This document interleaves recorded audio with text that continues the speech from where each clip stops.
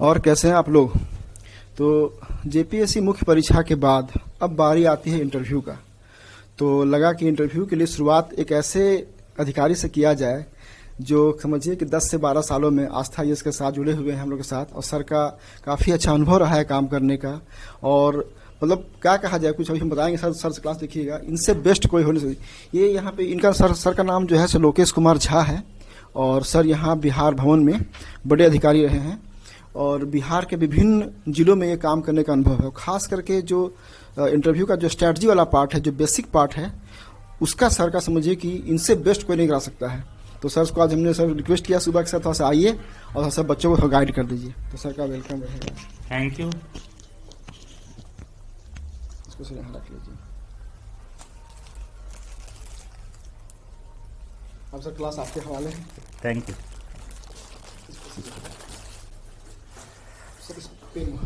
हाँ ठीक है, हो जाए। Good evening dear friends, I wish you all the best for the coming examination. अब आप लोग इस स्टेज में पहुंच चुके हैं जिसमें सफलता आपसे जस्ट एक कदम दूर है, और यह सफलता पाना बहुत ही आसान है। पीटी, मेंस और इंटरव्यू जो 3 स्टेज प्रोसेस जो है, इस तीनों स्टेज अपने आप में काफी इंपॉर्टेंट है, और इस तीनों स्टेज में जो एक्सेल करते हैं, जो सबसे अच्छा करते हैं, सफलता उनका कदम चुमती है। तो आज का जो क्लास होगा मेनली इसका पर्पस ये है आपको एक सही लाइन और लेंथ देना। आज का जो क्लास होगा इंटरव्यू के लिए, इसका पर्पस होगा आप में डिसिप्लिन,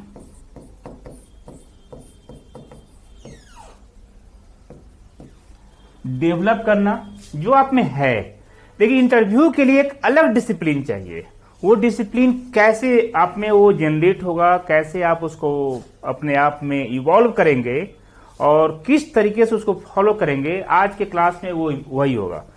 आपका एटीट्यूड, किस तरह का एटीट्यूड आप में रहना चाहिए। जो जेपीएससी के पैनलिस्ट को लग जाए, जेपीएससी इंटरव्यू में पैनलिस्ट जो होंगे उनको लग जाएगा कि आपका एटीट्यूड जेपीएससी के लिए, झारखंड में एडमिनिस्ट्रेटर बनने के लिए द बेस्ट है। You are the most suitable person for being selected as an administrator in Jharkhand. ये कहा जाता है कि your attitude determines your altitude. आपका जैसा एटीट्यूड होगा वैसा ही ऊंचाई को आप प्राप्त करेंगे। और थर्ड जो होगा वह होगा एप्टीट्यूड।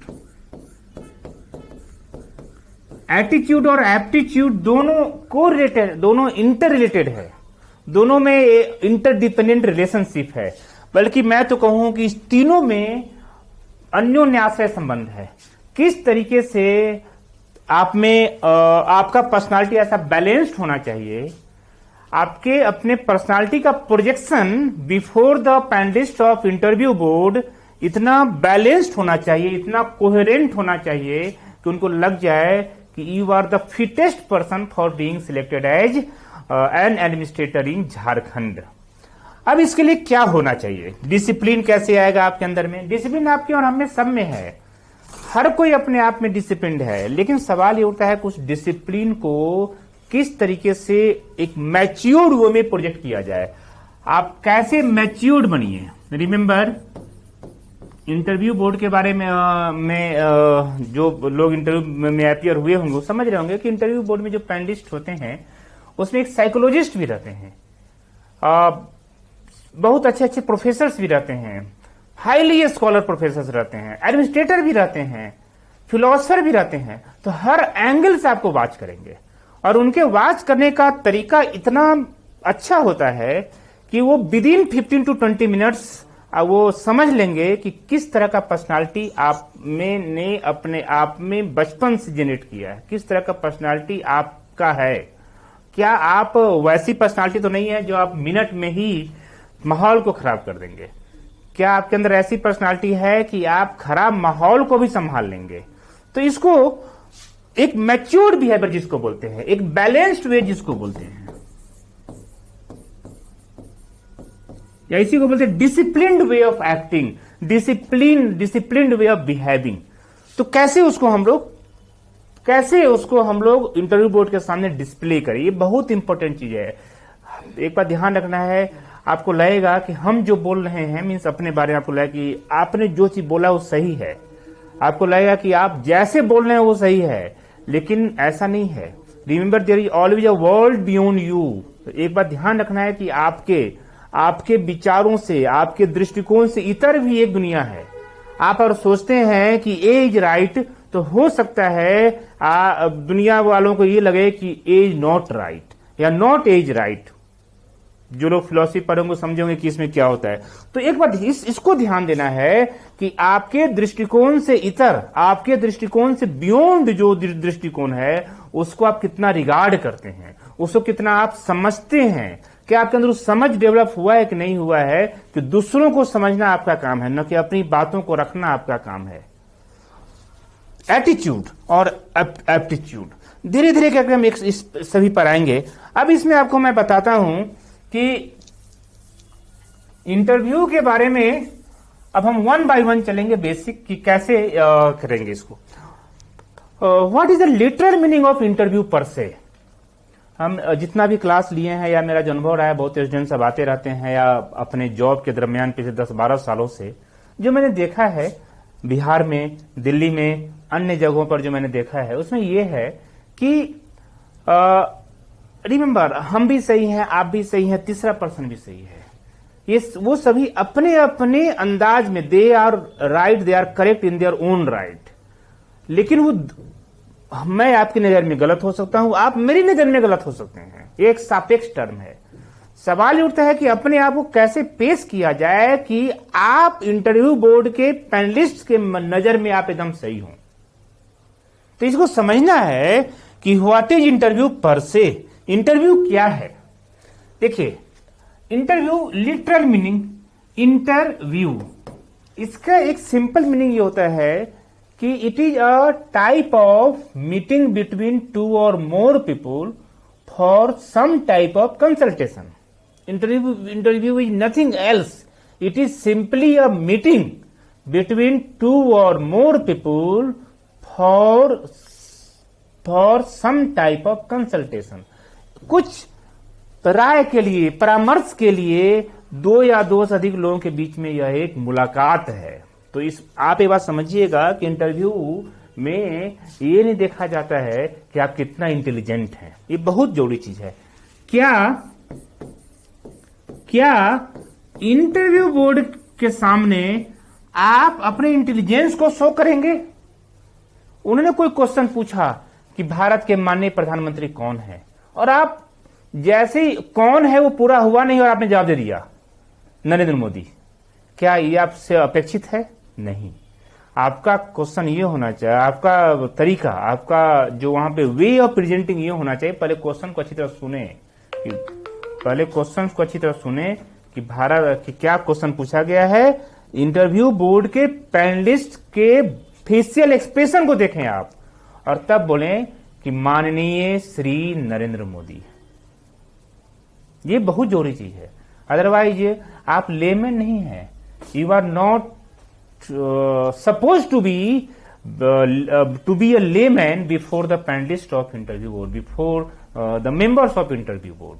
और आप सीधे आप ऐसा आंसर दे देंगे कि जो लगेगा कि एक लेमैन भी जवाब दे सकता है, एक लगेगा कि आपने वो डिसिप्लिन जो बेसिक कर्टसी है उसमें है ही नहीं, आपने माननीय लगाया ही नहीं, आपने श्री लगाया ही नहीं, और आपको पता था कि यार ये तो बहुत ही सिंपल क्वेश्चन है, तो हम तो समझ गए कैसा क्वेश्चन पूछ रहे थे, और आपने जवाब दे दिया। इस तरह की प्रवृत्ति आप में नहीं होनी चाहिए। और अगर है भी तो एक मेरी सलाह होगी, फॉर 20 to 25 मिनट्स उस तरह की प्रवृत्ति को अपने आप से दूर कर ले, उस तरह की प्रवृत्ति से अपने आप को दूर कर ले। ये बहुत जरूरी है। तो don't show your intelligence before the members of interview board. You are intelligent, remember, तभी तो आप 10th में अच्छा मार्क्स लाए होंगे, 12th में अच्छा मार्क्स लाए होंगे, ग्रेजुएशन अच्छे सब्जेक्ट्स और अच्छे मार्क्स से किए होंगे, पीटी और मेंस इसलिए आपने पास किया चूंकि आप इंटेलिजेंट है। हर कोई इंटेलिजेंट माना जाता है, तभी तो इस स्टेज में आप पहुंचे हुए हैं। तो क्या आपसे यह उम्मीद की जाती है कि आप वहां पे इंटेलिजेंस को शो करें? No no, not at all, एकदम नहीं। You have to show your what is known as wisdom. What is known as wisdom? Wisdom. मैं पटना साइंस कॉलेज में पढ़ता था, तो 1995 की बात है। एक बार अचानक ये हल्ला हुआ, सितंबर की बात है, जस्ट एडमिशन हुआ था पटना साइंस कॉलेज में। तो उस समय पटना साइंस कॉलेज में एडमिशन बहुत बड़ी बात मानी जाती थी। हमारे प्रोफेसर थे, प्रोफेसर एस सी वर्मा। कुछ दिन के बाद वो चले गए आईटी कानपुर में। तो अचानक ये हल्ला हुआ कि गणेश भगवान दूध पी रहे हैं। आप लोग भी सुने होंगे, 1995 में सितंबर महीने की घटना है। गणेश भगवान दूध पी रहे हैं। और रिमेंबर, लग रहा था जैसे कि पूरे इंडिया में उस समय ये इंटरनेट का उतना फास्ट वर्ल्ड नहीं था, हम लोग ऐसे ग्लोबलाइज हो रहे थे, इतनी ज्यादा ग्लोबलाइज नहीं हुए थे। ये व्हाट्सएप का जमाना नहीं था, गूगल का जमाना नहीं था, कुछ ऐसा नहीं था। फिर भी लग रहा था कि रोड पे वो संध्या प्रहरी अखबार जो आई थी, उसको पर के लोग रोड पे भीड़ लगाए हुए हैं। जहां आप देखिए वहां भीड़ लगी, लोग गणेश भगवान को दूध पिलाने के लिए। तो उस समय प्रोफेसर यशपाल यूजीसी के चेयरमैन हुआ करते थे। He was a very famous physicist. यह हम एपिसोड इसलिए बता रहे हैं कि यह आपको बताएगा कि किस तरीके से आंसर दिया जाता है, किस तरीके से क्लिष्ट, एक बहुत ही कॉम्प्लिकेटेड सिचुएशन को किस तरीके से हैंडल किया जाता है। प्रोफेसर यशपाल से पूछा गया कि गणेश भगवान दूध पी रहे हैं, क्या यह सही बात है? Remember, he was a renowned physicist at in India. तो वो बोले कि हाँ, गणेश भगवान दूध पी रहे हैं। पटना साइंस कॉलेज में वहां के कुछ पत्रकारों ने पूछा प्रोफेसर एस.सी. वर्मा से, और भी जो नामी जो भौतिकी के विद्वान थे पटना साइंस कॉलेज में, पटना यूनिवर्सिटी, उनसे पूछा गया कि सर, क्या गणेश भगवान दूध पी रहे हैं? तो बोले कि हाँ, गणेश भगवान दूध पी रहे हैं। अब आप समझ सकते हैं कि उन्होंने क्यों ऐसा बताया, उनके बताने का कारण क्या था। अगर वो, क्या आपको लग रहा होगा कि गणेश भगवान तो दूध पी नहीं रहे हैं, गणेश भगवान तो कभी दूध पी नहीं सकते हैं, क्योंकि वो तो एक मिट्टी की प्रतिमा है। रियलिटी तो यही है ना, सच्चाई तो यही है।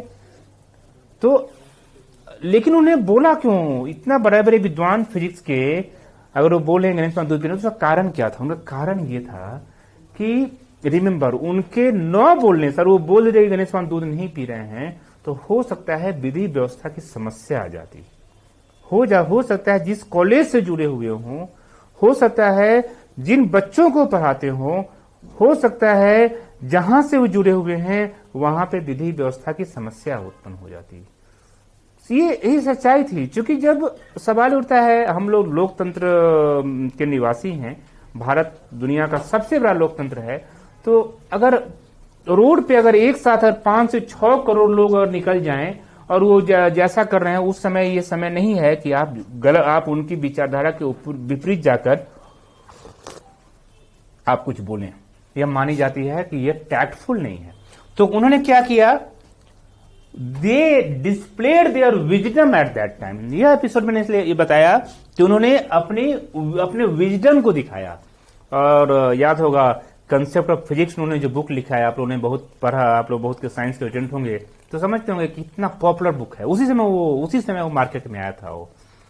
तो आप समझ सकते हैं कि अगर विजडम को डिस्प्ले नहीं किए होते तो क्या होता।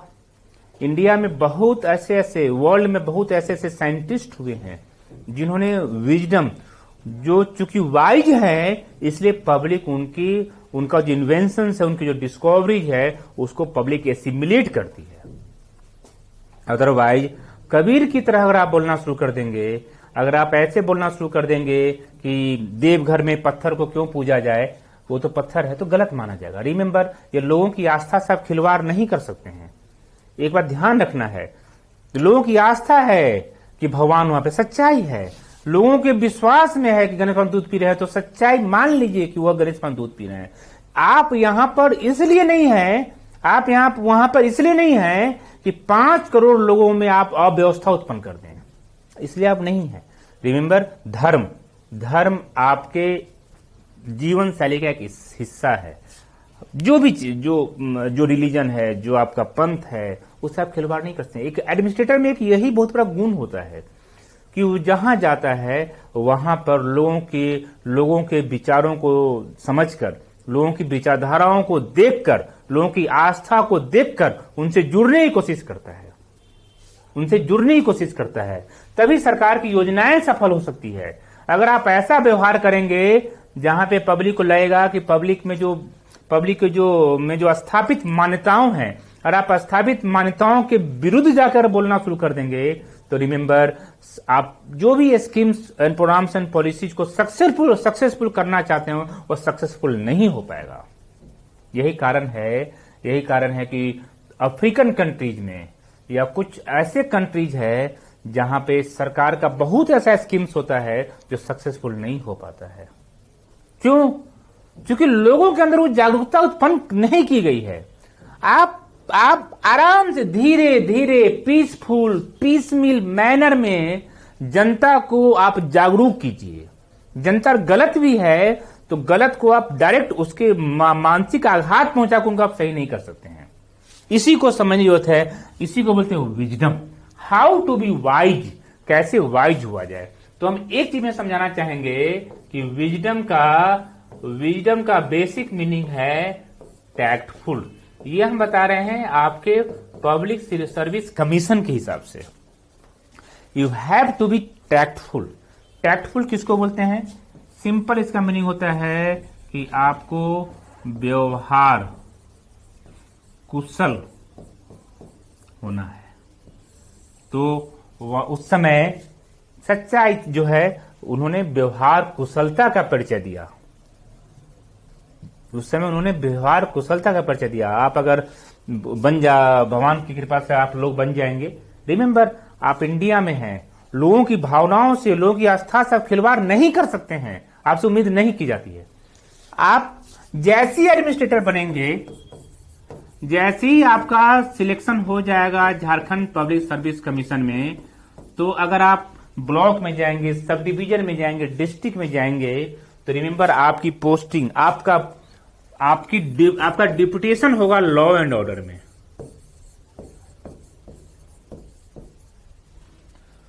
लॉ एंड ऑर्डर ड्यूटी में आपकी प्रतिनियुक्ति होगी।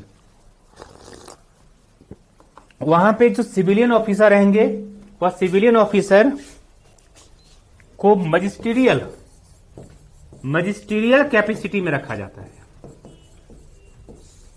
और उनके साथ एक पुलिस ऑफिसर रहते हैं।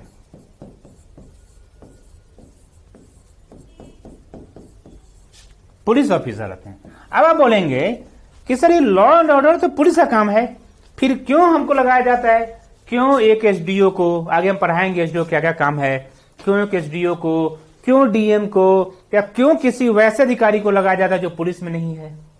रिमेंबर, कॉज क्या है ना, police officer is for controlling crimes. Police officer का काम क्राइम को कंट्रोल करना है। और मैं आपको बताता हूं, लॉ एंड ऑर्डर जो है ना, यह लॉ एंड ऑर्डर यह सिविलियन सब्जेक्ट है। Police officer will assist in maintaining law and order. जैसे एक सिंपल एग्जांपल देते हैं। सपोज कि किसी घर में चोरी हो गई, और उस चोरी में चोरों ने उस घर के किसी एक व्यक्ति की हत्या कर दी। दुर्भाग्यपूर्ण घटना है। और वह व्यक्ति उस पूरे इलाके में इतने फेमस थे कि उस व्यक्ति की हत्या का न्यूज जब गया समाज में, तो लोगों ने धरना प्रदर्शन शुरू कर दिया। लोग उतर गए पत्थरबाजी पर। तो सवाल ये उठता है कि जहां तक उनकी हत्या का सवाल है, और हत्या किसने किया, या तो सवाल यह एक अपराध है, जिसने भी हत्या किया वो अपराधी मानसिकता का होगा, अपराध उसने किया है, तो वहां तक पुलिस का काम है। लेकिन जैसे इस घटना का जो एक्सपेंशन हो जाता है, लोग उतर जाते हैं लॉ एंड ये पत्थरबाजी पर और धरना प्रदर्शन पे रोड जाम कर देते हैं, तब ये विधि व्यवस्था की समस्या आ जाती है। उस स्थिति में वहां पर सिविलियन ऑफिसर का रोल आ जाता है। इसलिए देखिएगा, जब भी कोई ऐसा कांड जब होता है, दुर्भाग्यपूर्ण चीज ऐसा होना नहीं चाहिए, लेकिन चूंकि इंडिया एक डेमोक्रेटिक कंट्री है, लोगों को अधिकार मिला हुआ है अपनी विचारधाराओं को जो freedom of speech and expression जो मिला हुआ है, इसमें कुछ लोग कुछ समय के लिए गलत विचारधारा को अडॉप्ट कर लेते हैं और उस कारण से वह गलत रास्ते पर चले जाते हैं। तो हो सकता है वह रूल ऑफ लॉ को फॉलो ना करे, और चूंकि रूल ऑफ लॉ को फॉलो नहीं करे तो वह हो सकता है लॉ एंड ऑर्डर प्रॉब्लम में कन्वर्ट हो जाए। और जब कन्वर्ट होता है तो लॉ एंड ऑर्डर को कैसे मेंटेन किया जाएगा, वहां पे मजिस्ट्रेट और पुलिस ऑफिसर की प्रतिनियुक्ति की जाएगी। इसलिए आप देखिएगा, जब भी पर्व त्योहार होता है, जब भी कोई जुलूस निकलता है या इलेक्शन जब होता है, तो यहाँ पे जो विधि व्यवस्था संधारण है ना, यहाँ पे जिला पदाधिकारी, जिनको उस समय जिला दंडाधिकारी बोला जाता है, जिला दंडाधिकारी और पुलिस अधीक्षक का ज्वाइंट ऑर्डर निकलता है, संयुक्त गोपनीय आदेश निकलता है, संयुक्त आदेश निकलता है। क्यों निकलता है? Police, remember, district magistrate is a first officer of law and order, first officer under the police manual. Police का भी फर्स्ट ऑफिसर जो जिला में होते हैं वो डीएम ही होते हैं। इस बात को ध्यान रखना है। तो लॉ एंड ऑर्डर को जो मेंटेन करने का काम है वह डीएम का काम है। SP will assist DM in maintaining law and order. जहां तक क्राइम है, क्राइम को कंट्रोल एसपी करेंगे, लेकिन जब वो क्राइम का जब कन्वर्जन हो जाएगा लॉ एंड ऑर्डर प्रॉब्लम में, तब वहां पे डीएम का रोल आ जाता है। और रिमेंबर, इसलिए बोला जाता है कि डीएम के ऑर्डर के बिना जिला में पत्ता भी नहीं हिलता है। ठीक है, तो जब मैं ये इसलिए बता रहा था कि जब आपकी प्रतिनियुक्ति होगी, जब आपका सिलेक्शन हो जाएगा, आपकी प्रतिनियुक्ति हो जाएगी मजिस्ट्रेट के तौर पे, तो उस समय आपको अपने विजडम का प्रयोग करना होगा।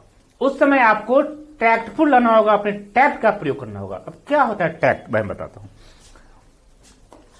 आप कहीं पर गए, आपकी प्रतिनियुक्ति हुई दंडाधिकारी के तौर पे किसी जुलूस वाले स्थान पे, जहां पे जुलूस निकल रहा है, हजारों लोग जुलूस निकाल रहे हैं, उनका अपना लोकल जो मान्यता है उसके आधार पे वो जुलूस निकाल रहे हैं। और लोकल मान्यता यह है कि कुछ लोग उसमें बल प्रदर्शन भी करते हैं, शक्ति प्रदर्शन भी करते हैं। क्या उनको आप शक्ति प्रदर्शन करने से रोकेंगे? क्या आप लाठी उनको निकालने से रोकेंगे? बहुत लोग निकाल लेते हैं, ये उनकी आस्था है या उनकी परंपरा बनी हुई है, उसको आप क्या रोकेंगे? क्या आप ऐसा अनाउंस करवाएंगे कि यार कोई भी इस तरह की प्रवृत्ति में शामिल पाया जाएगा तो उस पर कार्रवाई की जाएगी? नहीं, ऐसा आप नहीं करेंगे। उनकी भावनाओं, उनकी परंपराओं, उनकी स्थानीय अभिव्यक्तियों का सम्मान करते हुए आप वहां पे मजिस्ट्रियल कैपेसिटी में रहेंगे और आपका अपना कम्युनिटी नेटवर्क, आपका नेटवर्क इतना स्ट्रांग होगा, आप इस तरीके से अपना व्यवहार करेंगे, वहां पे आप इस तरीके से खड़े रहेंगे सिंपल ड्रेस में। अगर आप वहां पे गोगल्स पहन के खड़े रहेंगे, जीन्स में खड़े रहेंगे, टी शर्ट में खड़े रहेंगे, तो माना जाएगा कि आप लॉ एंड ऑर्डर मेंटेनेंस में आपने व्यवधान उत्पन्न किया है। तो आपका ड्रेस, आपका बॉडी लैंग्वेज, आपका वे ऑफ थिंकिंग, आपका बिहेवियर, सब कुछ माना जाएगा कि आप लॉ एंड ऑर्डर के लिए फिट हैं। तो यही सी चीजें वहां पे वॉच किया जाता है कि अगर आप वहां पे प्रतिनियुक्त हैं तो आप किस ड्रेस में जाएंगे, कैसा आपका ड्रेस होगा। क्या आप चश्मा पहने रहेंगे, गोगल्स? नहीं। क्या आप उलझ जाएंगे सपोज किसी ने, क्योंकि रिमेंबर इंडिया में अगर आप कहीं भी घूमते हैं तो बहुत लोग ऐसे मिल जाएंगे जो अपनी आदत से बदमाश हैं। तो अगर वो आपके साथ मान लीजिए दुर्व्यवहार करते हैं, तो क्या आप उसके साथ टिट फॉर टैट वाला व्यवहार करेंगे? नो। आप उस समय ऐसे व्यवहार करेंगे कि जो लार्जर इंटरेस्ट है, लॉ एंड ऑर्डर मेंटेनेंस, या लार्जर इंटरेस्ट है। आपका पर्पस एक व्यक्ति से उलझना नहीं है, आपका पर्पस है उस पूरे जनमानस, उस पूरे समुदाय, उस पूरे स्थान पे विधि व्यवस्था संधारण हो। तो यही एक अच्छा गुण है जो मैं बता रहा था। अगर आप ऐसा करेंगे तो आप माने जाएंगे वाइज है, आप ऐसा करेंगे तो माने जाएंगे कि आप में टैक्ट है, आप टैक्टफुल हैं। तो इसलिए मैं बार बार बताता हूं कि इंटरव्यू का इंटरव्यू का जो बेसिक पर्पस होता है, इंटरव्यू में जब आप बैठते हैं पैनलिस्ट के सामने में, तो आपको अपना इंटेलिजेंस नहीं शो करना है। Intelligence never ever show your intelligence,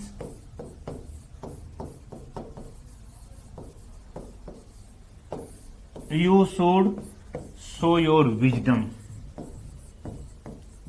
Wisdom means tact. In Hindi it means व्यवहार कुशलता। एकदम सिंपल वे में मैंने बताया है कि आप किस तरीके से हैंडल करें। और ऐसा क्वेश्चन बार बार पूछा जाता है, आप बार बार देखते होंगे, आजकल तो गूगल का जमाना है, गूगल पे एकदम ऐसा क्वेश्चन आता रहता है कि एज इंटरव्यू में इस तरह क्वेश्चन पूछा गया, कैसे आप जवाब देंगे। You should not be hanky panky at all. यही चीज मैं बताना चाह रहा था कि कैसे, जब मैंने एग्जाम्पल दिया, बहुत आसान क्वेश्चन पूछे जाएंगे आपसे।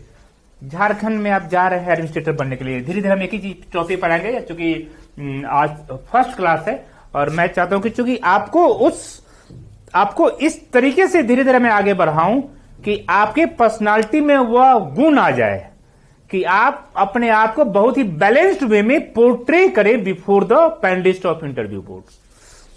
अब वो क्वेश्चन पूछेंगे आपसे करप्शन पर, वो क्वेश्चन पूछेंगे आपसे क्राइम पर, वो क्वेश्चन पूछेंगे आपसे कम्युनलिज्म पे, वो क्वेश्चन पूछेंगे। रिमेंबर, आप वहां पे जवाब आपका ऐसे होना चाहिए कि आप टैक्टफुल हैं, आप वाइज हैं। आप इसको मैं बताऊं कि आप स्पेशलिस्ट के तौर पे, एक ही चीज का हम 1 by 1 हम सभी का आंसर देंगे। स्पेशलिस्ट के तौर पे आप अपने आप को प्रोजेक्ट नहीं करते हुए, आप वहां पे जनरलिस्ट के तौर पे अपने आप को प्रोजेक्ट कीजिए। अब आप बोलेंगे सर स्पेशलिस्ट और जर्नलिस्ट में क्या डिफरेंस है? बहुत आसान। यह विशेषज्ञ हैं और यह सामान्य तौर पे इनको हर चीज का नॉलेज है, सामान्यवादी हैं। अब आप सपोज इसमें आप में बहुत इंजीनियर होंगे, आजकल तो देखते होंगे चूंकि इंजीनियर्स बहुत बड़ी संख्या में इंडिया में उत्पन्न हो रहे हैं, तो हर जगह वो लोग आते हैं, तो वो स्पेशलिस्ट हैं। अगर एक स्पेशलिस्ट को क्यों हायर किया जाए? स्पेशलिस्ट हैं तो कैसे लॉ एंड ऑर्डर संभालेंगे वो? अगर एक कंप्यूटर साइंस का इंजीनियर है, इलेक्ट्रॉनिक्स का इंजीनियर है, इलेक्ट्रिकल इंजीनियरिंग किए हुए हैं, सिविल इंजीनियरिंग किए हुए हैं, तो वो अपने अपने फील्ड में स्पेशलिस्ट हैं। वो कहां से वो अच्छा काम करेंगे लॉ एंड ऑर्डर में? कहां से वो अच्छा काम करेंगे डेवलपमेंट में? कहां से वो अच्छा काम करेंगे एजुकेशन में, हेल्थ में? कैसे काम करेंगे वो अच्छा? इसलिए मैं बताता हूं कि वो अच्छा काम करेंगे बशर्ते कि उनके अंदर वो एटीट्यूड हो, जो मैंने बताया। पहला डिसिप्लिन में आपके अंदर वो टैक्ट होना चाहिए, विजडम होना चाहिए, एटीट्यूड। आप में स्पेशलिस्ट का एटीट्यूड नहीं होना चाहिए और एप्टीट्यूड स्पेशलिस्ट का नहीं होना चाहिए। आप में जर्नलिस्ट का एटीट्यूड होना चाहिए। आप इंजीनियर हैं, मान लिया, आप डॉक्टर हैं, मान लिया, हो सकता है आप इंजीनियर हैं और जिला में आपकी पोस्टिंग हो गई और आप इंजीनियर होने के बावजूद आपको बोला गया कि अस्पताल का जांच करके आओ। या आप कला के स्टूडेंट हैं, हिस्ट्री, सिविक्स, ज्योग्राफी, ह्यूमैनिटीज आपने पढ़ा है और आपको बोला जा रहा है डॉक्टर्स का परफॉर्मेंस जांच किया हो। आपको बोला जा रहा है कि कोविड का क्या प्रभाव हुआ है उसके बारे में रिपोर्ट दो। कैसे देंगे आप? क्या आप वहां पे स्पेशलिस्ट, आपसे उम्मीद की जाती है कि आप स्पेशलिस्ट की भूमिका में रहे? नहीं, आपसे क्या उम्मीद की जाती है? जर्नलिस्ट की भूमिका में रहे। और ये बहुत आसान चीज है। रिमेंबर, हर चीज का आज के डेट में एसओपी बना हुआ है, स्टैंडर्ड ऑपरेटिंग प्रोसीजर बना हुआ है। हर चीज का स्टैंडर्ड ऑपरेटिंग प्रोसीजर, मानक संचालन प्रक्रिया बना हुआ है। कुछ भी हो, आप एकदम नोवाइस, एकदम फ्रेशर हैं, एकदम नए आदमी हैं, आपको पता नहीं है कि आंगनबाड़ी क्या होता है, आपको पता नहीं है कि आंगनबाड़ी को के संचालन का क्या मानक है, लेकिन तो आप कैसे वहां पे जाके जांच करेंगे? आपको दिया जाएगा एक फॉर्मेट उसका बना हुआ है, और उसको वहां पे आप अपने जर्नलिस्ट टेंडेंसी का यूज करते हुए वॉच करेंगे, ऑब्जर्व करेंगे और इवेलुएट करेंगे और रिपोर्ट देंगे। सिमिलरली आपको अस्पताल का जांच करना है, उसका एक मानक प्रतिवेदन होता है, सब कुछ का बना हुआ है। इसी में रिमेंबर, हाँ ठीक है, अगर आप डॉक्टर हैं, अगर आप खुद ही एमबीबीएस और एमडी किए हुए हैं और आपको अस्पताल का जांच करना मिल गया, तो आप माना जाता है कि आप वहां पे, और आप में स्पेशलिस्ट और जर्नलिस्ट दोनों का टेंडेंसी आ गया है। स्पेशलिस्ट के तौर पे आप निटी ग्रिटी को समझेंगे, बारीकियों को समझेंगे। जर्नलिस्ट की तौर पे आप समझेंगे कि आप इस तरह से रिपोर्ट बनाएंगे, रिपोर्ट का टाइमिंग ये होगा, रिपोर्ट का को पेश करने का तरीका ये होगा कि अस्पताल भी अच्छी तरह से चलेगा और प्रशासन के विरोध किसी तरह का धरना प्रदर्शन भी नहीं होगा।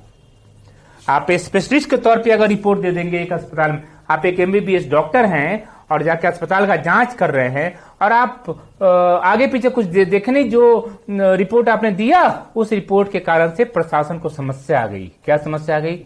माना गया कि आपने जो रिपोर्ट दिया है वह आम आदमियों के विरुद्ध है।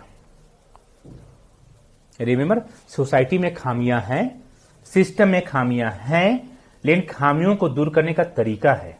जैसे कहावत है, Rome was not built in a day. Similarly जो हमारे डेमोक्रेसी में खामियां हैं, उसको कैसे दूर किया जाएगा? और ज्यादा डेमोक्रेटिक होकर, और अधिक तरीके से बैलेंस्ड होकर। तो आप अगर बोल दें जाकर कि ऐसे ऐसी समस्याएं हैं, मैंने देखा, और यहाँ के सारे अधिकारियों पर कार्रवाई कर दी जाए, तो अस्पताल में जितने लोग हैं सभी अक्षम हैं, तो पता चला कि आप व्यवहार कुशल नहीं हैं। आप रिपोर्ट सही दे रहे हैं, लेकिन सिस्टम की समस्याओं को आप नहीं समझ पा रहे हैं। आप गए कहीं पर, आप गए, ठीक है, आपको बचपन से आपने वो ट्रेट डेवलप किया गया, आप में एक वो टेंडेंसी डेवलप की गई है कि आप क्या करेंगे, आप जाएंगे वहां पे जब पोस्टिंग जब आपकी होगी, तो आप जाएंगे और जाते ही सबसे पहला काम क्या करेंगे? आप जाके अटेंडेंस चेक करेंगे। क्या चेक करेंगे? अटेंडेंस। और आप देखेंगे कि 9:30 में ऑफिस में सभी को आ जाना था। आपके यहां मान लीजिए कि 50 स्टाफ है, 50 स्टाफ में आप देख रहे हैं कि 50 में 45 नहीं आए हैं और 5 ही आए हैं। मैं ये नहीं बता रहा हूं कि ऐसा होता है, लेकिन ऐसा हो भी सकता है। और आपने क्या किया? सभी के अटेंडेंस को क्रॉस कर दिया, और वहां का फर्स्ट डे है। रिमेंबर क्या होगा? आप जानते हैं? माना जाएगा कि वो सारे स्टाफ आपके अगेंस्ट में आ जाएंगे। पहले दिन से हो जाएगा कि you are not wise, you are not tactful, और आपके अगेंस्ट एक ऐसी विचारधारा बह जाएगी आपके ऑफिस में ही कि बाद में लगेगा कि you are not fit for the job. क्योंकि रिमेंबर, आप खुद ही, आप अगर एसडीओ बनते हैं, बीडीओ बनते हैं, एग्जीक्यूटिव मजिस्ट्रेट या डीवाईएसपी बनते हैं, या एसडीपीओ बनते हैं, तो रिमेंबर आप खुद ही फील्ड में रहेंगे, ड्यूटी में। आप तो 24/7 ड्यूटी में रहेंगे। आप कभी हो सकता है अतिक्रमण हटाने जाना हो आपको, कभी हो सकता है क्राइम कंट्रोल में जाना हो, कभी हो सकता है विधि व्यवस्था संधारण में जाना हो, कभी हो सकता है कुछ जांच करने के लिए जाना हो, मनरेगा जांच करने जाना हो, इंदिरा आवास में जाना हो, आपूर्ति का जांच करने जाना हो, आपको राशन वितरण में जाना हो सकता है कभी कभी आपको किसी को उद्घाटन में जाना हो। तो आपके विरुद्ध एक ऐसी विचारधारा चलेगी, लोगों को पता नहीं होगा, आपके अधीनस्थ कोई नहीं पता होगा कि आप कहां हैं, और आपके अगेंस्ट में माना जाए कि आपने जो सभी का जो अटेंडेंस काट दिया है, वो क्या माना जाएगा कि आप खुद ही अव्यवहारिक आदमी हैं। लेकिन आपने किया सही है, एज पर रूल आपने सब कुछ सही किया है, लेकिन उसको क्या माना जाता है कि you are showing your intelligence, you are showing your intelligence, you are divide of wisdom. आप बुद्धिमानी से रहित है, आप बुद्धिमान नहीं है। तो उस स्थिति में क्या होगा, आपके विरुद्ध जो आ जाएगी समस्या, तो वहां पे क्या हो रहा है कि यही चीज है कि आपका जो एटीट्यूड है वह आपके अगेंस्ट में एक माहौल उत्पन्न कर दिया। क्यों? क्योंकि आप यहां पे देख रहे, एकदम निटी ग्रिटी को पकड़ रहे। रिमेंबर, ऐसा नहीं है कि वो ऑफिस समय से नहीं है तो सही किए, ठीक है ना, लेकिन उसको हैंडल करने का जो आपका तरीका वो गलत है। उसका एक तरीका बना हुआ, उसका एक स्टैंडर्ड ऑपरेटिंग प्रोसीजर बना हुआ है कि कैसे डील किया जाए उनसे, उनसे पहले आपको वार्तालाप करना पड़ेगा, उनसे पहले आपको जुड़ना पड़ेगा, उनमें धीरे धीरे उनमें वह व्यवहार कुशलता लानी पड़ेगी, उनमें वह अनुशासन लाना पड़ेगा, तब वो होगा। क्योंकि आपसे पहले भी वहां पे बहुत अधिकारी रहे होंगे, वो भी इसको फॉलो किए, ऑब्जर्व किए होंगे, आपके बाद ही बहुत अधिकारी होंगे, वो भी इसको ऑब्जर्व करेंगे, रिमेंबर। लेकिन सिस्टम को सुधारना एक आदमी के वश की बात नहीं है। आप सुधारे but following the standard operating procedure. तो वही मैं बता रहा था कि don't behave like a specialist in front of interview board, you have to behave like a generalist. अब जैसे क्या है, एक मैंने एग्जांपल दिया था, पूछा जाएगा आपसे, देखिए एक बात याद रखिएगा, करप्शन पे क्वेश्चन पूछा जाएगा। क्योंकि माना जाता है कि वर्ल्ड के हर एक कंट्री में करप्शन है। सापेक्ष तौर पे अगर तुलना कीजिएगा तो कुछ कंट्री कम करप्ट है, कुछ कंट्री ज्यादा करप्ट है।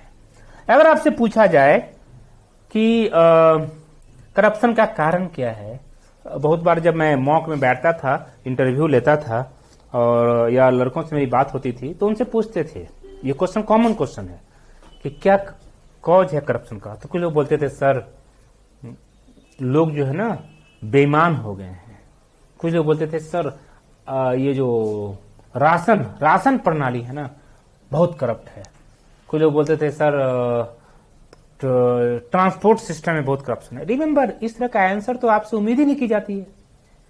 44-45 विभाग है राज्यों में, और आप बोल रहे हैं कि आपूर्ति में करप्शन है, आप बोल रहे हैं कि ट्रांसपोर्ट में करप्शन है। आप ये बोल ही नहीं रहे हैं कि करप्शन क्यों है, आप ये बोल ही नहीं है कि करप्शन को दूर करने का कारण क्या है, और आप एकदम हैंकी पैंकी हुए में ढीला ढाला रवैया अपनाए हुए हैं और जो मन में आता है बोल रहे हैं। वैसे एक लेमैन भी ऐसा बोल सकता है, लेमैन भी ऐसा बोल सकता है। तो आपसे कैसे उम्मीद की जाती है कि कैसे आप एक जनरलिस्ट के तौर पे कैसे आप बैलेंस एटीट्यूड अपनाते हैं, इसी को बोलते हैं डिसिप्लिन्ड वे में बैलेंस एटीट्यूड अपनाते हुए आप किस तरीके से आंसर देंगे। करप्शन का कारण क्या है, करप्शन है क्या, करप्शन पूरे वर्ल्ड में है। Remember, China is one of the most corrupt countries in the world.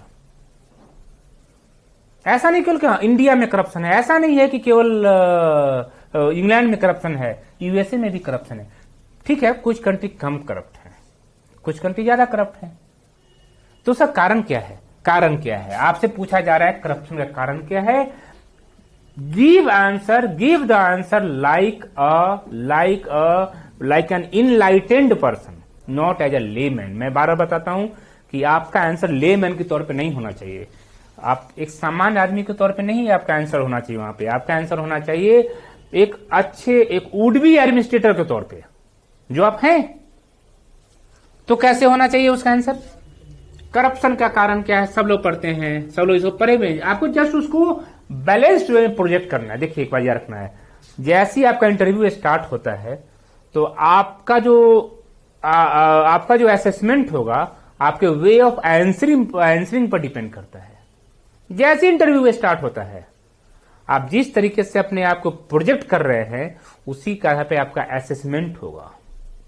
They will not assess your intelligence, they will assess your personality, कि किस तरीके का आपका व्यक्तित्व है।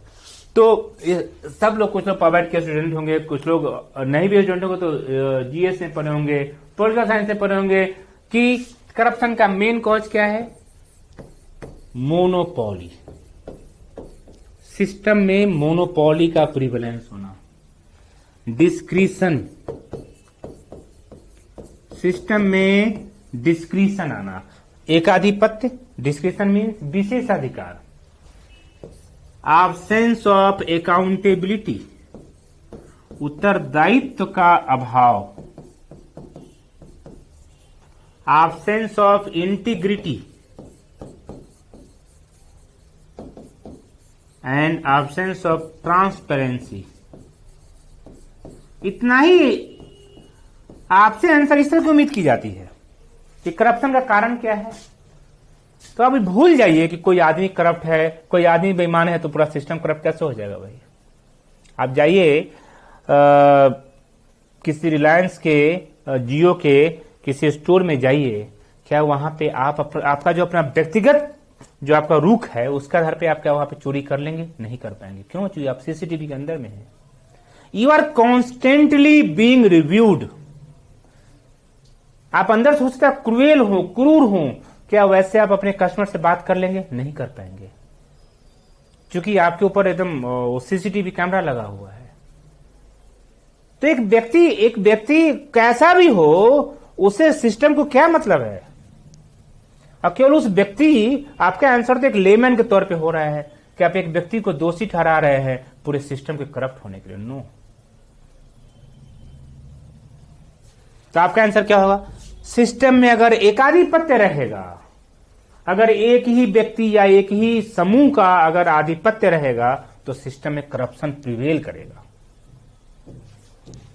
डिस्क्रिशन रहेगा, अगर विशेषाधिकार रहेगा, किसी एक अथॉरिटी को और आप विशेषाधिकार दे देंगे, कानून के द्वारा हो, चाहे परंपरा के द्वारा हो, चाहे किसी भी सिस्टम के द्वारा हो, तो सिस्टम में करप्शन आ जाएगा। सच्चाई है। सिमिलरली मैंने जो बताया अकाउंटेबिलिटी, इंटीग्रिटी और ट्रांसपेरेंसी।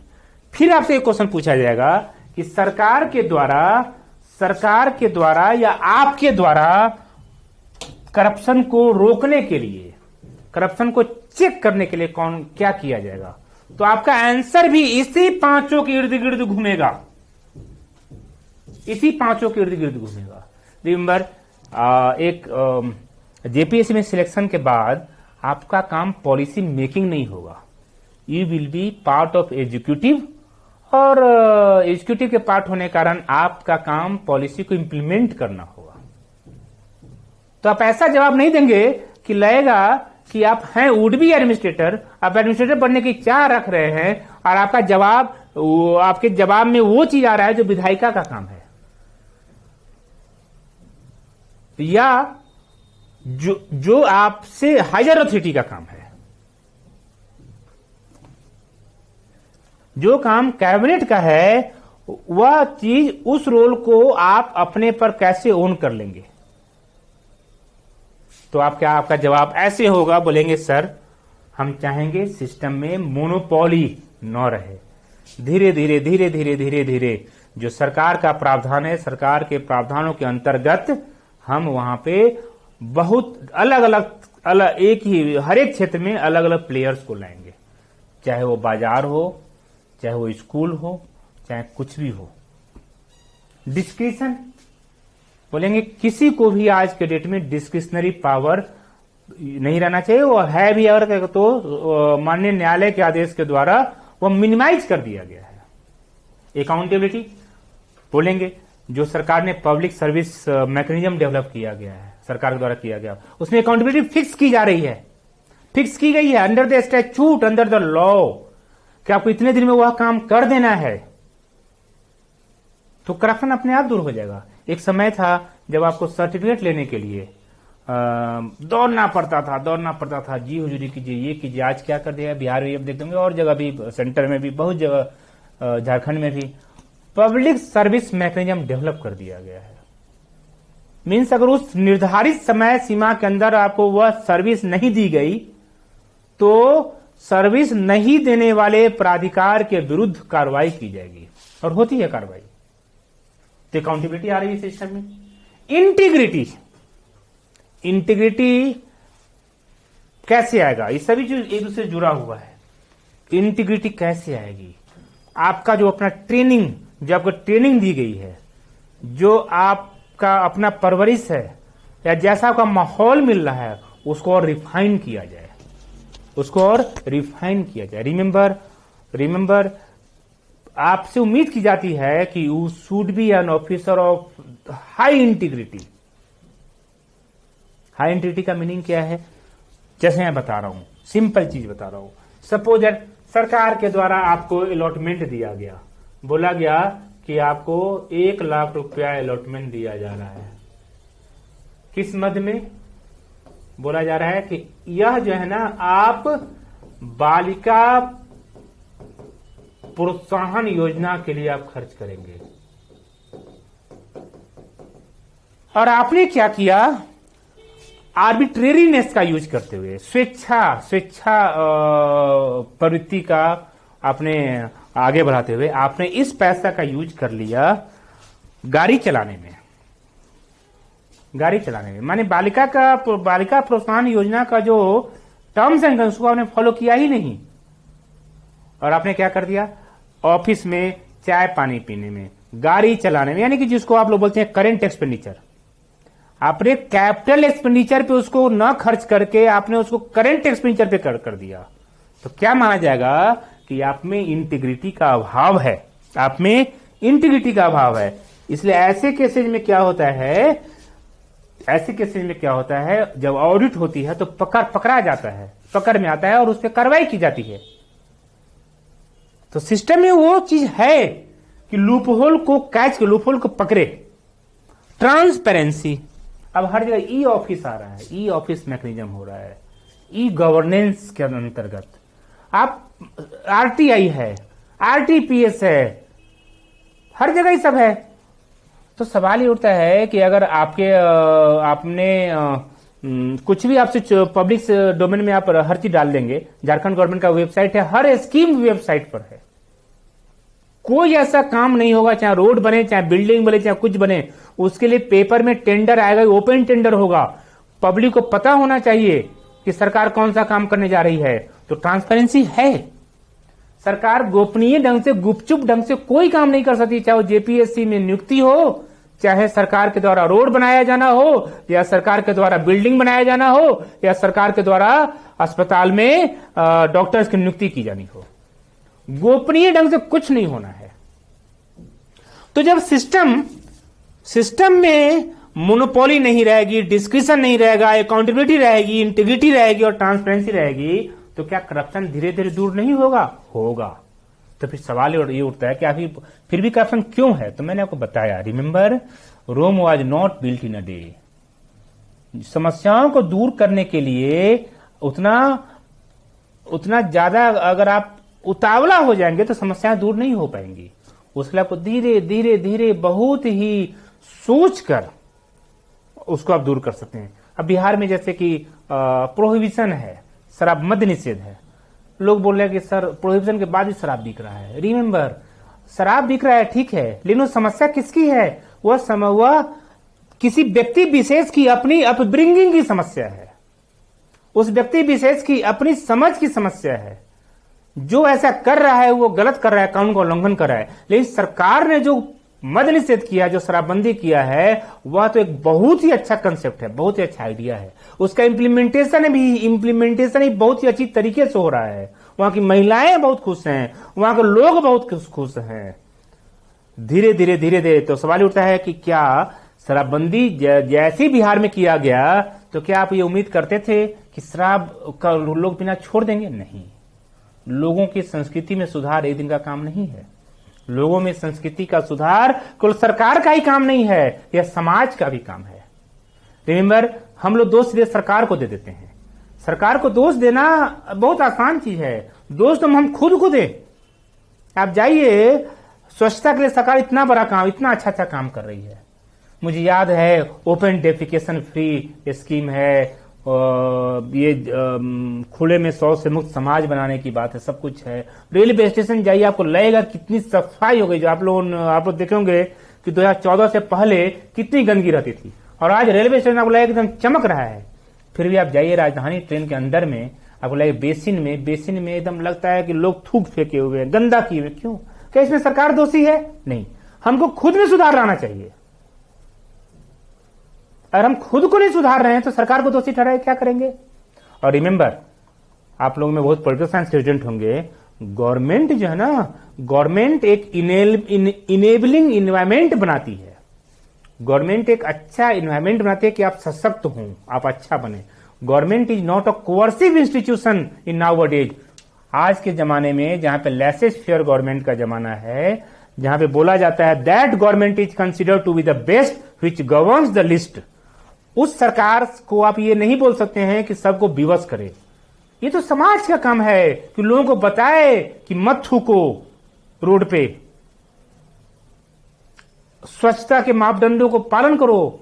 हमारे जो पूर्वज थे, हमारे जो पहले के लोग थे, वो लोग इतना साफ सुथरा कैसे रहते थे? आपके झारखंड में जो आदिवासी कल्चर है, माना जाता है स्वच्छता के मामले में इतना एक आदर्श माने जाते हैं। वो क्यों?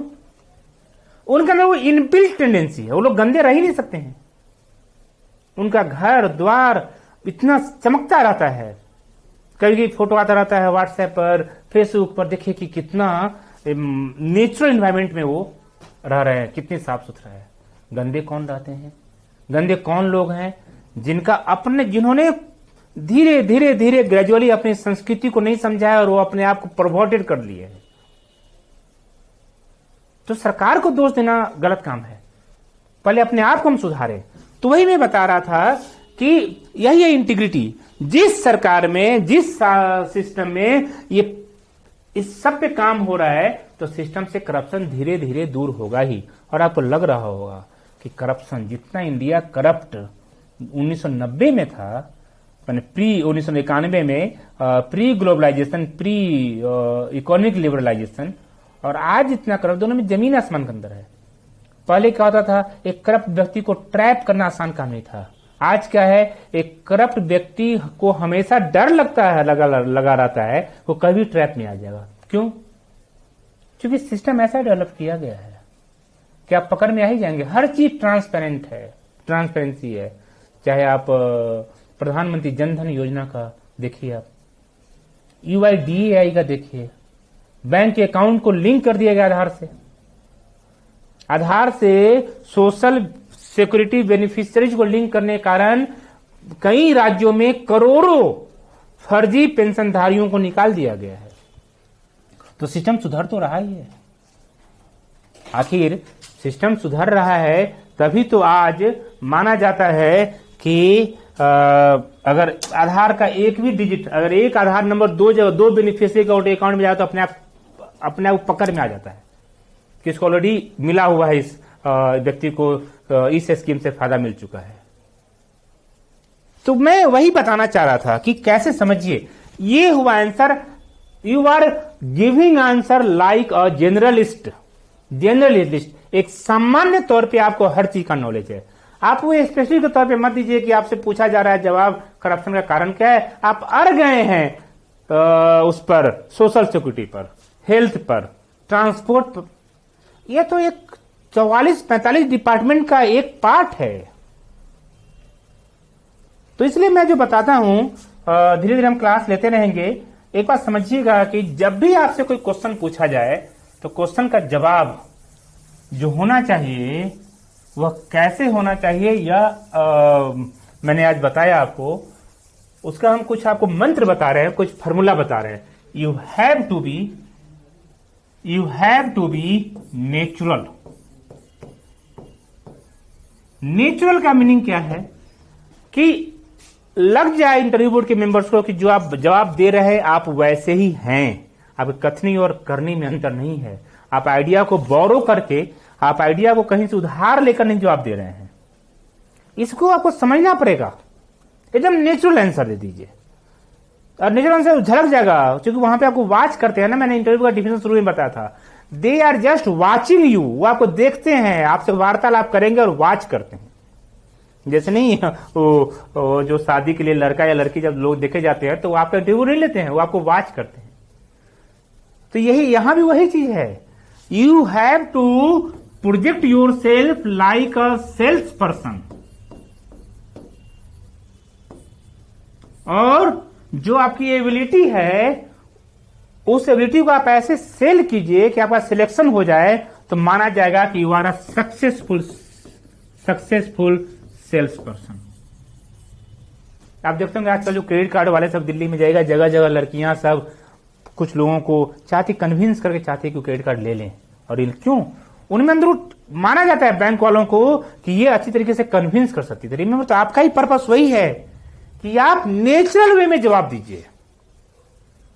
Natural, 100% natural, nothing borrowed. लगे नहीं कि कुछ ने आपने बोरो कर लिया है।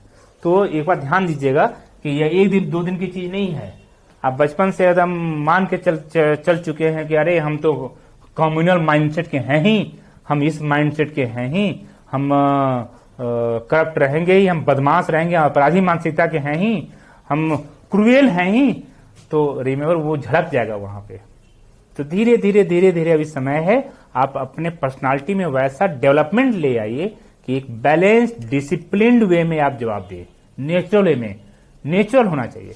दूसरा जो मैं बताता हूं बार बार कि you have to be neutral, natural and neutral, और न्यूट्रल के साथ साथ आपको अपॉलिटिकल, देखिए हम लिख रहे हैं अपॉलिटिकल, इसका मीनिंग क्या है? देखिए न्यूट्रल एकदम पूरी तरीके से निष्पक्ष रहिए। Apolitical means nothing to do with politics. Question पूछा जाएगा जैसे झारखंड में 2024 में चुनाव होगा, ठीक है, 2024 में लोकसभा का भी चुनाव होना है, या अभी 5 राज्यों में चुनाव हो रहा है, पूछा जाएगा आपसे कि आप 2024 के चुनाव में किसको वोट देंगे। रिमेंबर, इस क्वेश्चन का मैंने शुरू में बताया था ना कि you have to be wise. जो चीज आपको बता रहे, जो डिफरेंट पैरामीटर्स बता रहे हैं, सभी को एक साथ मिला के आपको जवाब देना है।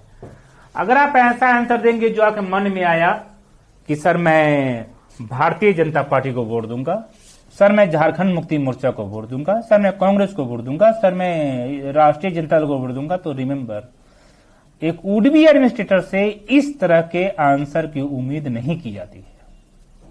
क्यों? क्योंकि आपने आंसर तो सही बताया होगा, लेकिन आप किस प्रिंसिपल को आप वायलेट कर रहे हैं? प्रिंसिपल ऑफ विजडम को, प्रिंसिपल ऑफ टैक्ट को। आप व्यवहार कुशल नहीं है। रिमेंबर, आपका हर आंसर जो होना चाहिए, जो भी आंसर आपका होना चाहिए, that should be with in the constitutional framework. ये मैं बार बार बताता हूं, आपका हर एक आंसर जो होगा वह आपका कॉन्स्टिट्यूशनल फ्रेमवर्क का अधीन, बिकॉज इंडिया का कोई भी काम होता है वह कॉन्स्टिट्यूशन द्वारा ही गाइडेड होता है। तो इसमें क्या क्या है? सेकुलरिज्म, इसमें क्या क्या है? डेमोक्रेसी,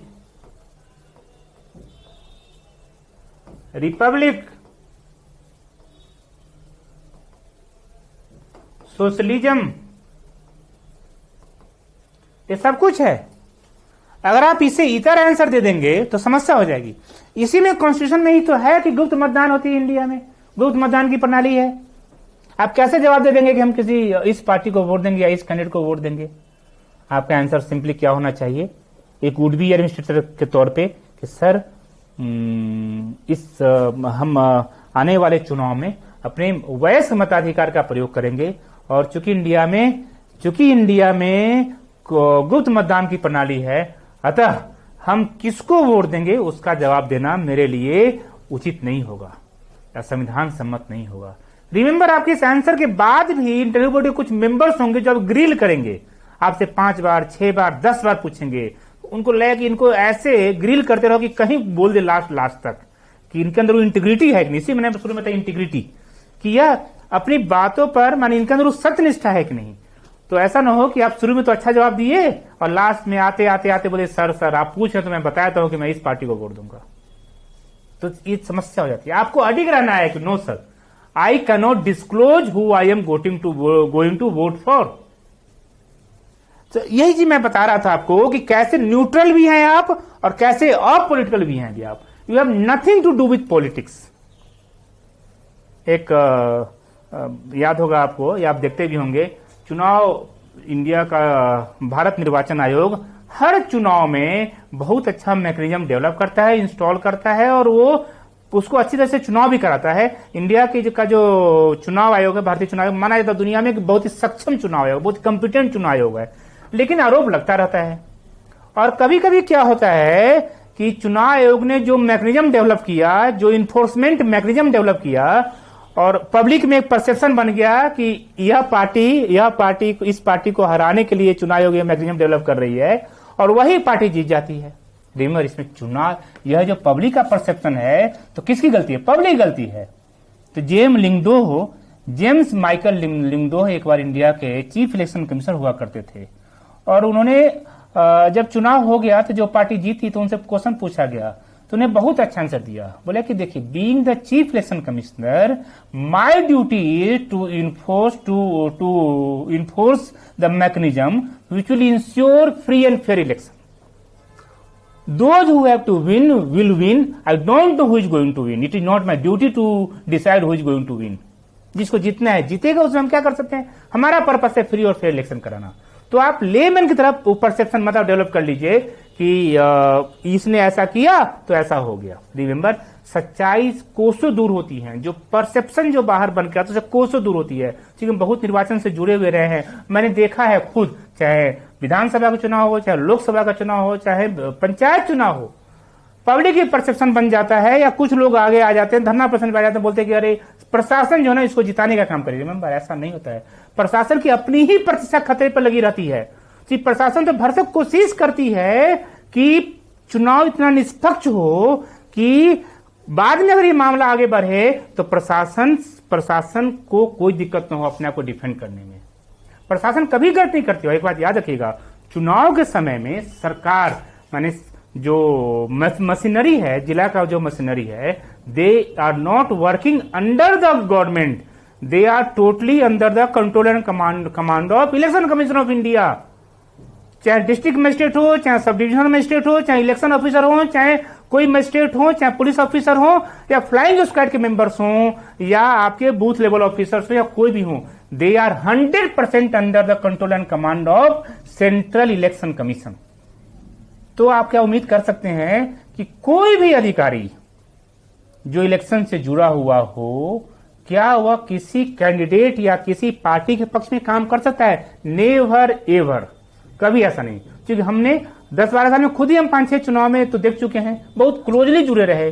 संभव नहीं है कि ये संभव नहीं है कि प्रशासन का कोई भी अंग किसी पार्टी के पक्ष में काम करे या किसी कैंडिडेट के पक्ष में करे। हाँ, बोला जाता है क्या कि ठीक है, प्रशासन ने जागरूकता उत्पन्न कर दिया। आजकल स्वीप होता है, systematic voter electoral education programme, कि नागरिकों में जागरूकता उत्पन्न किया जाए, खूब अधिक संख्या में वोटिंग हो, जरूरी भी है। अगर अधिक से अधिक संख्या में वोटिंग होती है तो जो कैंडिडेट जिसकी ज्यादा वहां पे प्रिवेलेंस होगा, जिनकी पॉलिसी ज्यादा प्रिवेलेंट होगी, लोगों का आकर्षण लेगा, वो कैंडिडेट जीतेगा। जिसको जो अपना विचार रखना है रखे, उसे क्या दिक्कत है। प्रशासन का काम है कि अधिक से अधिक लोगों को जागरूक करे, अधिक से अधिक लोगों को वैध मताधिकार का प्रयोग करने के लिए प्रेरित करे। तो अच्छी बात है। तो इसलिए मैं बताता हूं कि your answer should never be like a layman. मैंने बताया आपका आंसर क्या होना चाहिए? नेचुरल। आप इस तरह से विचार के हैं कि प्रशासन का अंग कभी भी किसी भी कीमत पर कभी भी इलेक्शन कमीशन के प्रावधानों के उलट काम नहीं कर सकता है। यह आप में नेचुरल टेंडेंसी है। अदरवाइज आपके अंदर वो टेंडेंसी है कि करता ही होगा, कौन जानता है। ऐसा तो मैंने कहीं नहीं देखा है, क्योंकि हम तो खुद 10-12 साल से जुड़े हुए इससे, ठीक है ना। और इसको थोड़ा अच्छी तरह समझिएगा, न्यूट्रल एंड अपोलिटिकल, ये आप मीनिंग समझ गए होंगे। सिमिलरली जो आपका answer, your answer should be in upbeat mood. Upbeat mood क्या होता है? बहुत ही जॉली मूड में, इंथुजियास्टिक मूड में आपका आंसर होना चाहिए। लगे कि योर बॉडी एक्सप्रेशन, रिमेंबर आप जो जवाब देते हैं, आपका बॉडी एक्सप्रेशन जो है, आपका जो बॉडी लैंग्वेज है, जो आपका फेशियल एक्सप्रेशन है, वो बहुत अधिक इंपैक्ट डालता है इंटरव्यू बोर्ड के पैनलिस्ट। वो बहुत जरूरी है। अगर आप अपबीट मूड में नहीं है, लग रहा है कि एकदम क्वेश्चन आंसर आप कहीं से बोरो करके लाए हैं और आप किसी तरह से जवाब दे रहे हैं, तो गलत प्रभाव पड़ता है। योर ये way of presentation, your way to present is very important, so kindly mind this point. उसके बाद जो मैं बता रहा हूं वो है कि यू शुड बी कैंडिड। ये चीज हम हमेशा बताते हैं, यह 5 पॉइंट फॉर्मूला है। 5 पॉइंट कैंडिडेटम आपको स्पष्ट वायता होना चाहिए, सच्चाई पे अडिग रहना चाहिए। सच्चाई क्या, आपसे कभी क्वेश्चन पूछा जाएगा ऐसा, वैसा जब माहौल बनेगा। अब सच्चाई ऐसे क्या है? रिमेंबर, जैसे अभी रसिया और यूक्रेन का झगड़ा चल रहा है, क्या यह वार है? No one knows. रसिया का अपना स्टेटमेंट है कि no, it is simply a special military operation of Russia against Ukraine. It is not against Ukraine, it is not a war initiated by the Russia against the Ukraine. अब बताइए दूसरा, क्या यह रसिया, हमारे जो माननीय प्रधानमंत्री का स्टेटमेंट आप देखेंगे, जब माननीय प्रधानमंत्री से बात हुई थी रसिया के राष्ट्रपति का, तो देखिए उस स्टेटमेंट पढ़िएगा, उसमें है कि it is an issue between Russia and NATO. ये प्रधानमंत्री का स्टेटमेंट है। तो आपका जो विचार, आपका जो आंसर है, इन्हीं तथ्यों पर आधारित होना चाहिए। रिमेंबर, हम बार बार बोलते हैं कि your answer should be fact based, analytical, fact based, तथ्यों पर आधारित। तथ्य क्या है? तथ्य यह है कि प्रधानमंत्री का जो स्टेटमेंट आया, जो पीआईबी ने रिलीज किया, या ट्विटर, आजकल जो ट्विटर का जमाना है, हर चीज आ जाता है, कुछ भी छुपा हुआ आपसे नहीं, उसमें लिखा हुआ है it is an issue between Russia and NATO. Analysis आप कीजिए, क्योंकि आप पॉलिटिकल साइंस के स्टूडेंट हैं, आप जीएस पढ़ते हैं, आप सब कुछ पढ़ते हैं, तो आप एनालिसिस आराम से कर सकते हैं। आप क्या उसका खतरा है, इंडिया ने ऐसा स्टैंड क्यों लिया, ये सब आप अच्छी तरह। Your answer should be fact based, your answer should never be like a layman. Layman की तरह से आंसर आप कभी मत दीजिए कि इंडिया को चाहिए कि एकदम लार्जेस्ट डेमोक्रेटिक कंट्री है, तो इसको चाहिए कि अभी विश्व गुरु की तरह आकर खुलेआम बोलता कि नहीं युद्ध गलत हो रहा है। अरे युद्ध तो है ही नहीं अभी, ये खुलेआम बोलता संयुक्त राष्ट्र संघ में कि नहीं रूस ने जो किया गलत किया है, तो फल क्या होता बाद में? आज के डेट में संयुक्त राष्ट्र में सुरक्षा परिषद में एकमात्र रूस ही ऐसा कंट्री है जो इंडिया के फेवर में वीटो का यूज करता है। तो क्या इंडिया अपने नेशनल इंटरेस्ट से खिलवाड़ कर ले? नहीं। तो इसी को बोलते हैं कि you should be tactful, you should be wise, you should not be A specialist, your answer should be like a generalist. धीरे धीरे अब जैसे जैसे क्लास हम लेंगे, आपको हम बताते चलेंगे कि आपको कैसे जवाब देना है। आज जो मैंने आपको बताया उससे आपको एक वो डिसिप्लिन आप में डेवलप हो गया होगा। इसको आप फॉलो कीजिएगा अच्छी तरीके से। रिमेंबर, आगे हम बताएंगे कि किस तरह से जो गवर्नमेंट ऑफ झारखंड का जो 44-45 डिपार्टमेंट है, वो सारे डिपार्टमेंट्स का जो प्रोग्राम्स एंड पॉलिसीज है, उसको कैसे हम लोग अच्छी तरीके से पढ़कर और जवाब देंगे। ठीक है, और हर चीज में, हर जगह जो मैंने बताया आपको, you have to be natural, you have to be neutral, you have to be apolitical, आपको अपबीट मूड में और कैंडिड होकर फैक्ट बेस्ड एनालिटिकल आंसर देना है। Okay, thank you so much.